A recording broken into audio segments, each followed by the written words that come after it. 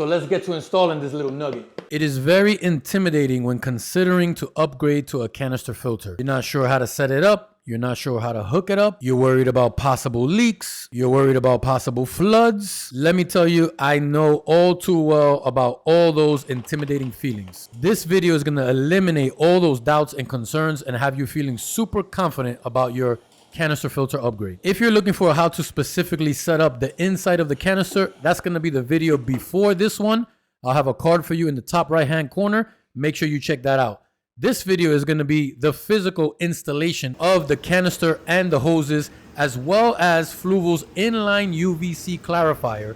Super easy, trust me guys. One thing I do have to mention before you close up your brand new, freshly set up canister, you do need to add about 2 gallons of water directly in the canister to initiate the priming feature so that your canister can get going. And if you didn't already know, with any new canister, I always dose Compatibility directly into the canister. Now we get to installing the hose, and this is the part where I think most people get the most intimidated. Don't worry, I was there myself. But all I did was take the one long hose and cut it exactly in half to give you 2 long pieces right here. Each piece is gonna have this white rubber part on one end of it. Here's the other end there. Now this hose, obviously I've got the valve on it already, but we're gonna work with this one that doesn't have the valve on yet. The easiest way I found to do this is to feed your hose from the top down to the bottom of the canister. So we're gonna take our end that already has this white rubber piece on it, and we're gonna feed it down from behind the tank.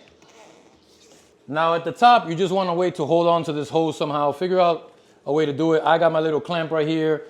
I'm just holding on to this end so it doesn't fall behind the tank. Now we go under the tank, find your hose, feed it through your stand, and pull it out towards your canister. Now that we got the hose fed through, we're gonna install the AquaStop valve. First, you just put your clamp on the rubber part. Then you grab your AquaStop valve, just force it right into the hose. It goes right in nice and smooth. It's very ribbed, so it's gonna hold on to it. And then, for safety, tighten your clamp up right there. Nothing crazy, couple of spins just to make sure it's nice and snug. But this hose is not gonna go anywhere, don't worry about it. Now that you got that set up, you're gonna attach it to your FX6. We're doing the inlet side first. All you gotta do is push down and you'll hear a click. There it is, that thing is secure and not going anywhere. Make sure your FX2 is in the location you want, because this hose, what we want it to do is not have any slack at all on the way up. That's why now we're gonna do a little bit of measurements. Once you're back up on top of the tank, you wanna pull on your hose to make sure it's going straight up. And you're gonna measure just a little bit of a bend here, because part of this hose is gonna go into the tank water where your intake is gonna connect. So you take a little eyeball measurement and you cut it where you feel is the proper spot where your intake tube is gonna connect to the hose. My suggestion to you is to give yourself a longer cut than you think you need. And then if it's too long, you can always cut it a little bit shorter. If you cut it too short, there's no way to make it longer. You know what I mean? So I'm gonna go a little longer than I think I need, and I'm gonna cut it right there. Pair of scissors is all you need to cut that hose. So here's your clamp. I know it might look a little bit crazy, but it's not. You got 3 clips right here. You're gonna take off these clips. They're kind of spring loaded. 1 on the front end, 1 on the top end, and 1 on the back end. Now, if you take a look at this, you can see the difference where this has a little spring-loaded side to it. This is the side that you want on the outside of your tank so it can push on the tank and secure the clip. Watch how easy this goes right onto the back of your frame. That's it. It's in there. Sturdy, not going anywhere. Now let's get the intake tube onto the hose itself. Installing your intake is going to be just as easy. You just push it right onto the hose, and that's all you need to do. Push the rubber onto the hose, spin it around so that it's straight. Remember, this part is going into the water, so you don't need any kind of extra connection to hold on to it. Bend the hose right over your clamp, just like so. And then you grab your little clips right here, and that's what these are for, to hold the hose on there. So I like to start with the top, push down, you'll hear it clip, clip, clip. It's holding the top. Next clip holds the front, and the third clip is gonna hold the back. And there she is. I know you can't see it through this water, but it's secure. The intake also has suction cups so you can push it back and it will hold on to the back glass. That's it, your intake is on there. I like to put mine all the way in the corner.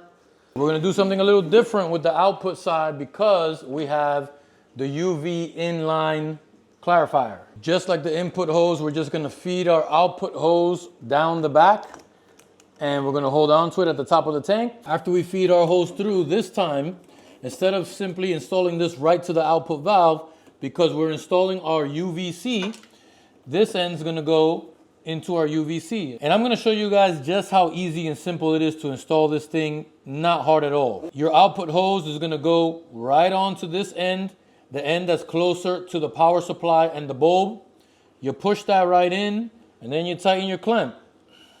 Nice and snug, you don't gotta go crazy. Now the other end of the UVC gets attached to this rubber hose that comes included.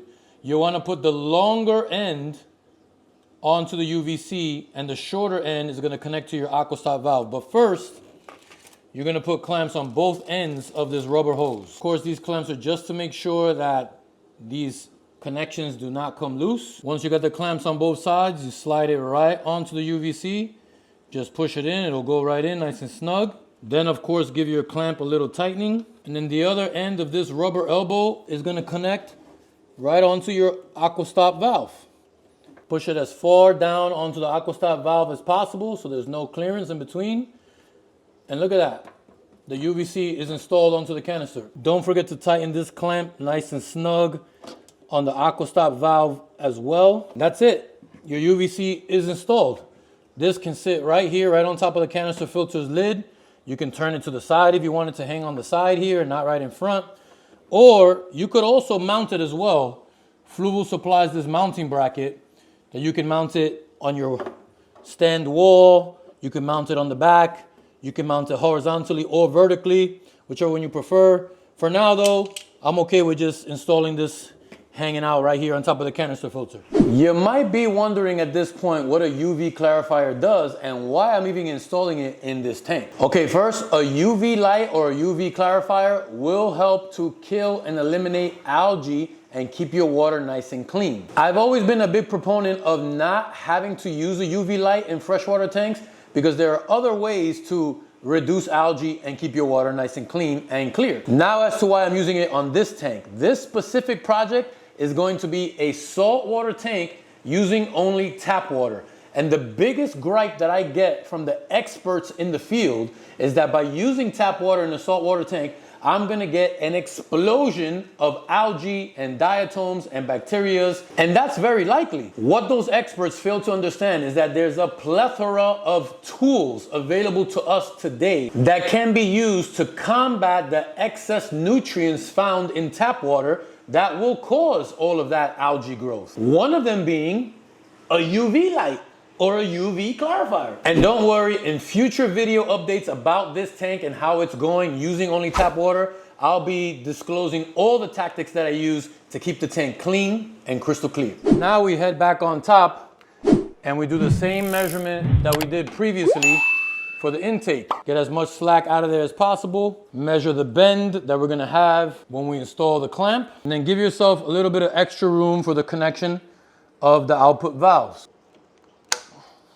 Now we grab our output valve, slide it right onto the hose. No clamps needed up here at the top of the tank because these connections are always gonna be submerged, so no need to worry about that. Now, as you can see from me, I like to have everything on the same side. The intake at the bottom on the right side and the output at the top of the right side. That's gonna create a nice circular motion in the tank. Point your output valves in the direction you plan to push water, which for me is gonna be towards the left, and then you clamp it, just like before. Next step is to plug it in and make sure we got no leaks. So we're gonna plug right here. You can hear it bubbling. Check out the top. Canister filling up. Once it's primed and the canister's filled, then we'll plug in the UVC and we can confirm that it's working. There's the canister priming itself right there. Getting all the air out of it. Would be nice if this wasn't splashing salt water behind my tank. Look at the water level drop. You can see the old line right here of the water level compared to where it dropped. That's the canister filling up, utilizing some of the tank water. Once you confirm no leaks, you plug in your UV light and you'll get these blue little light indications telling you that the bulb is on, and now water is coming out of your filter through your UV light back out to your tank, and now you can prevent as much algae growth as possible. Now that we got the FX2 installed, let's give the tank just 24 hours and see what it looks like. Boom, what a difference a day makes. Look at that clarity just 24 hours later. And yes, you are correct. I do already have an emperor angelfish in the tank. Added on day 2 using Prime and Stability. As of recording this video, it's now been 2 weeks. The tank is completely cycled. If you check out the CChem ammonia alert tab, we're still in the yellow safe zone range. And my emperor is right here with a huge appetite, looking for food, thinking I'm about to feed him. Even though many saltwater experts have said that my emperor should have been dead in a couple of days. Here we are, continuing to educate beginners and veterans in the hobby. If you want to see the complete setup of this tank, the low-tech, fish only with live rock, tap water only with an emperor added on day 2, that video is going to be right there for you. And the next piece of equipment going on this tank is Fluval Sea Marine Light. You can check that video out right there. Before you go, make sure you give the video a thumbs up. Don't forget to subscribe, and I'll see you on the other side. Peace.